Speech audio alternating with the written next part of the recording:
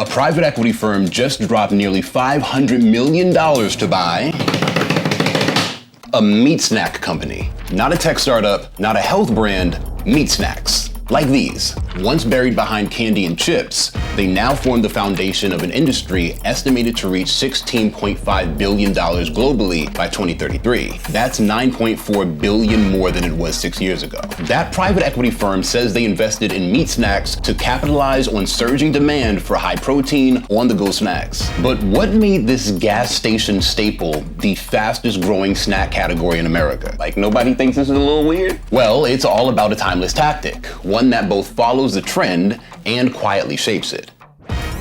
This is Liebig's extract of meat, created by German chemist Justus von Liebig. Extract of meat was essentially a meat alternative, a thick liquid made by boiling beef and bones. It hit the market in the 1860s, primarily advertised as a cheap option for nutrition if you couldn't afford real meat. It was inexpensive, shelf-stable, and marketed like medicine. It was the next best thing to steak, nutritionally anyway. This product was the blueprint for modern protein supplements. By the 1950s, protein wasn't just on the plate, it was hitting the gym. 3,098, 3,099. My daily video curls there, you know. Before muscle milk, Kodiak cakes, and all these other options, before meat sticks became an entirely separate category, there was this, Bob Hoffman's Miracle Protein Drink. Unlike meat extract, which was marketed as affordable nutrition for the working class, this soy-based formula was designed for bodybuilders seeking muscle, not survival. Hoffman also offered a diet for bodybuilders based around this shake, calling it a miracle food backed by research. Protein was no longer just a nutrient, it was part of a lifestyle. One that got louder in the 70s. The Atkins diet told America, avoid carbs, meat is king. The message was as subtle as Arnold Schwarzenegger eating a steak the size of my head. Even McDonald's got the memo. In 1971, it dropped the quarter pounder. Not just a name, a measurement. Beef as branding. But it wasn't just meat. Protein was now everywhere. And it wasn't just for bodybuilders anymore, it was for everyone. Grocery stores filled with these new protein-heavy products. Ensure, these diet bars, and regrettably, these liquid protein products, some of which were made from slaughterhouse byproducts. Yum. All of that to say, America leaned perhaps too much on protein. But all that protein consumption was about to hit a major roadblock. In 1977, the US Senate issued a warning that would change the course of American nutrition. It basically said, cut the fat, especially saturated fat from meat. The report advised Americans to reduce their intake of saturated fat and cholesterol, recommending they swap red meat for chicken and fish. It triggered an immediate backlash from lobbyists in the meat, egg, and dairy industry. They were big mad, and by the end of that year, Congress released an update that softened eat less meat to choose meats which will reduce saturated fat intake. But it didn't matter. To the public, the message was simple. Fat is bad, meat has fat, avoid both. So what happened? Another industry pivot, this time away from meat in the starkest possible way. The late 70s through 90s saw the launch of many low-fat, low-carb diet foods people my age saw our parents eating back in the 90s. As with the protein fad that came before, the branding here was not subtle. Slim Fasts, a low-fat meal replacement shake, fat-free yogurt, Snackwell cookies, lean cuisine dinners, and don't bring home the bacon, bake lean, bring home the sizzling. Protein wasn't the villain, but it got caught in the crossfire, especially meat, except for one meaty snack that had been around through all this protein chaos and seemed to be bulletproof. Slim Jim debuted all the way back in 1928 as a blue-collar bar snack. By 1976, after being sold to General Mills almost a decade earlier, Slim Jims were marketed as a little less than a meal, a little more than a snack.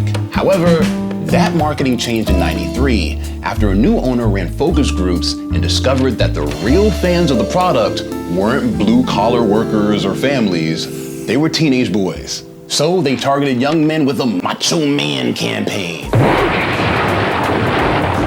So, higher education got you down? Well, step into it.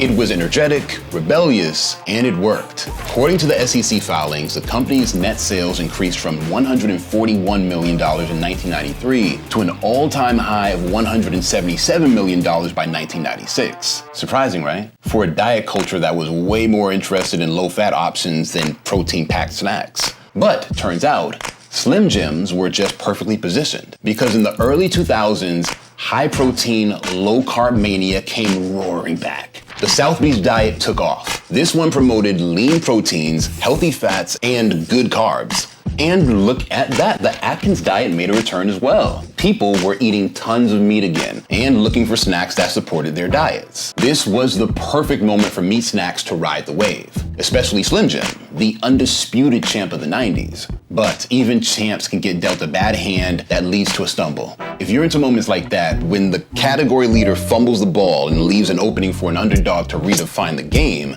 check out our free report, 7 products that outshined their predecessors. We give you the proven patterns behind the success and steps you can use to spot opportunities and execute your own successful market expansion. Like Oatly, which made oat milk cool, and RX Bar, the no BS bar that kicked out the old guard. The replacements don't just compete, they take over. So scan this QR code or click the link in the description to get the playbook. It'll make sure you know what to do to protect your spot if your product hits a stumble, like this one. So, it's 2009. People are once again increasingly wanting protein-heavy snacks, and Slim Jim appears poised to grow bigger and bigger and bigger until, boom. A gas explosion at its only production plant in North Carolina kills 4 workers, injures dozens, and rips the facility apart. Production grinds to a halt, lawsuits citing negligence follow. Slim Jim was wounded, but people were still clamoring for meat snacks.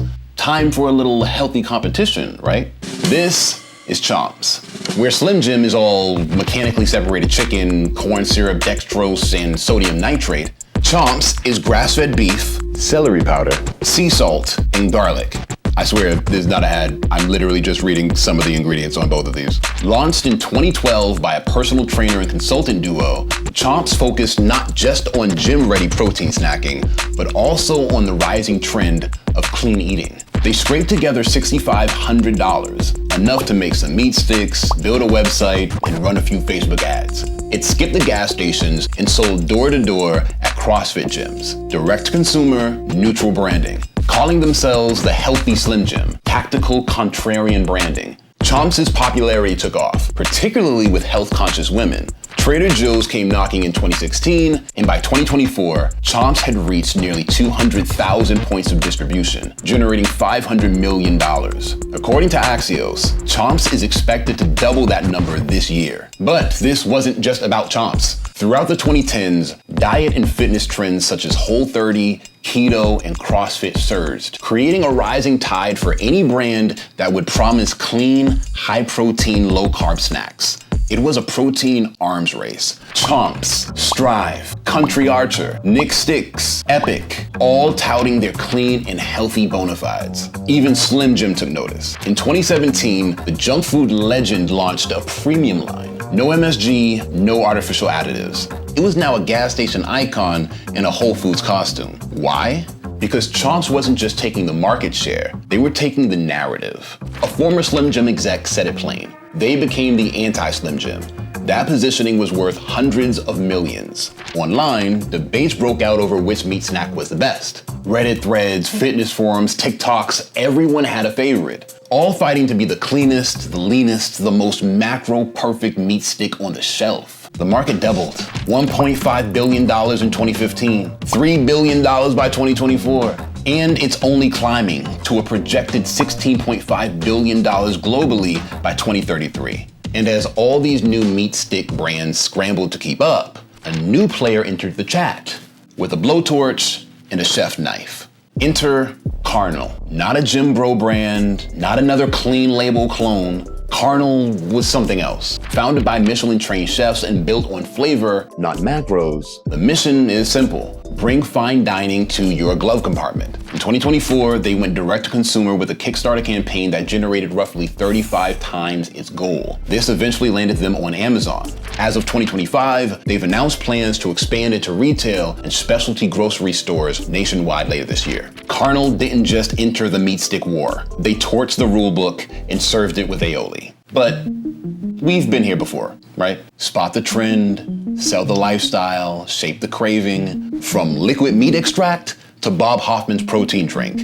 These waves come and go. How long this current protein boom lasts and what comes next remains to be seen. But if history tells us anything, protein isn't going anywhere. Not permanently, anyway. It just keeps showing up as fuel, as fitness, and most of all, as a thing that brands can use as their marketing pawn. If you want to see what happens when a hyped brand tries to go global and falls flat, check out my video on why Liquid Death failed in the UK. As always, click the link in the description and don't forget to subscribe to the Hustle YouTube channel for more meaty stories just like this.